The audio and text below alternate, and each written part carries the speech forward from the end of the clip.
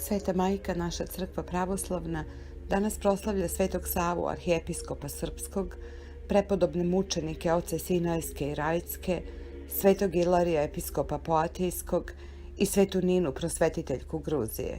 Njihovim svetim molitvama Gospoda Isuse Hriste, pomiluj nas. Sveti Sava, arhijepiskop srpski, sin Stefana Nemanje, velikog župana srpskog, rođen 1169. godine. Kao mladić žudeo za duhovnim životom, zbog čega je odbegao u Svetu Goru gde se zamonašio i sa retkom revnošću prošao ceo podvižnički ustav. Nemanja posleduje primeru sina te i sam dođe u Svetu Goru gde se zamonaši i umre kao monah Simeon. Sava je izdejstvovao kod cara i patrijarha nezavisnost srpske crkve i postao prvi arhijepiskop srpski. Podigao je zajedno sa ocem svojim manastir Hilandar, a potom i mnoge druge manastire, crkve i škole po zemlji srpskoj. Putovao je u 2 maha na poklonjenje svetinjama u svetoj zemlji. Mirio braću svoju zavađenu oko vlasti, mirio Srbe sa susedima njihovim i, stvarajući srpsku crkvu, stvarao je kroz to srpsku državu i kulturu. Unosio je mir među sve balkanske narode i radio je na dobru svih, zbog čega je i bio poštovan i voljen od svih Balkanaca. Narodu srpskom on je dao hrišćansku dušu koja nije propala sa propašću države srpske. Skončao u Trnovu u vreme cara Asena, razbolevši se posle službe Božije na bogojavljenje 12. januara 1236. godine.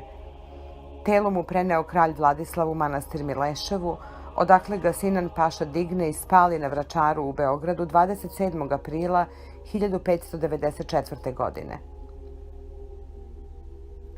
Prepodobni mučenici, oci Sinajski i Rajtski. Prepodobni mučenici, oci Sinajski i Rajtski, pobijeni od Saracena, jedan u 4., a drugi u 5. veku. Sveti Ilarije, episkop Poatijski. Vatren borac protiv jeresi Arijeve na zapadu. Mnogo je stradao zbog odbrane pravoslavlja. Napisao više spisa, od kojih je najvažniji spis o Svetoj Trojici. Upokojio se u Gospodu 362. godine.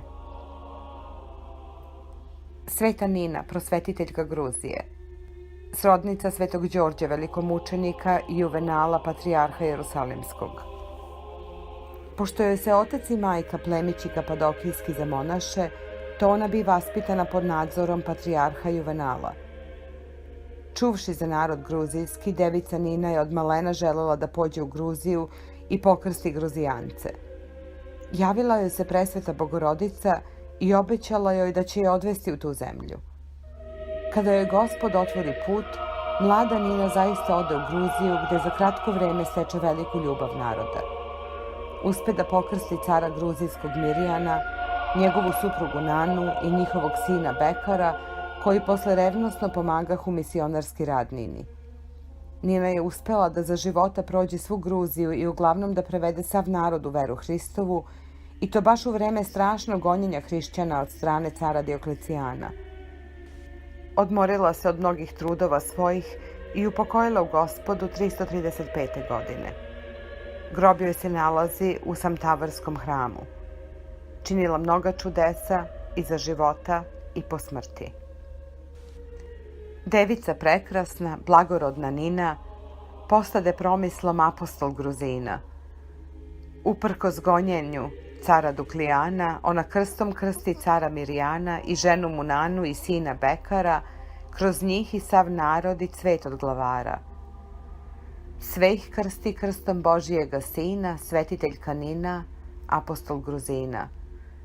Od detinjstva Nina Boga molila je, đul Gruziju da bi ona pokrstila, što molila Boga, Bog joj blagi dao. Iz Ninine ruke krst je zasijao, pitomoj Gruziji, gde se i sad sija, gde Ninina ruka i sad blagosilja. Tamo grob je Ninin, nad njim hram se blista, slaveć svetu Ninu i Gospoda Hrista. Rasuđivanje. Ako ti se ponekad dogmati vere učine tvrdom hranom, to postaraj se da prvo ispuniš dogmate morala hrišćanskog, pa će ti se otvoriti razumevanje za dogmate vere. radoznalo ispitivanje stvari visokih, bez truda oko popravke svog života ne donosi nikakve koristi. Nekada monasi misirski rasuđivali o Melhisedeku, pa ne mogući doći ni do kakve jasnosti o tajanstvenoj ličnosti ovoga drevnog cara i prvosveštenika, pozvaše Avu Koprija na svoj zbor i upitaše ga o Melhisedeku. Čuvši to, Koprije se 3 puta udari po ustima i reče: teško tebi, Koprije. Napustio si ono što ti je Bog naredio da radiš, a ispituješ ono što Bog od tebe ne potrebuje. Čuvši ovo, monasi se zastideše i raziđoše. Zlatoust piše: i ako prave dogmate držimo i o vladanju ne brinemo, nećemo imati nikakve koristi. Isto tako, ako se o vladanju brinemo, a prave dogmate prenebregavamo, ništa korisno nećemo dobiti za naše spasenje.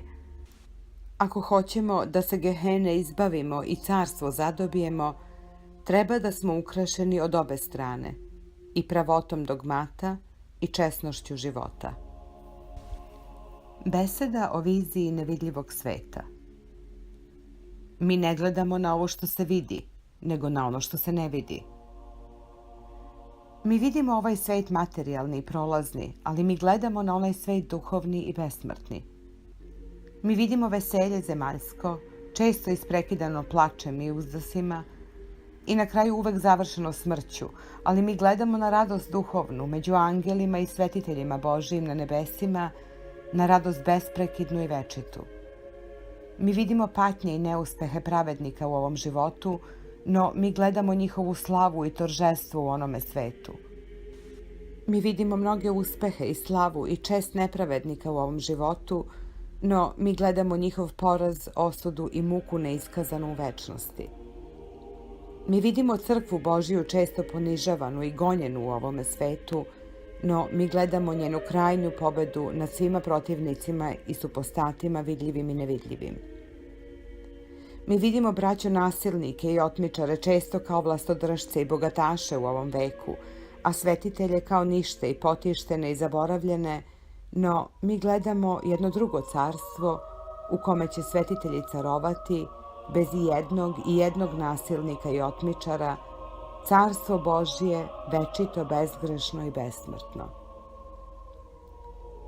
O Gospode mnogo trpeljivi i mnogo milostivi, otvori nam vid duhovni, da bismo vidjeli ono što nas čeka posle ovog kratkovremenog života i da bismo se potrudili da ispunimo zakon Tvoj. Tebi slava i hvala vavek. Amin.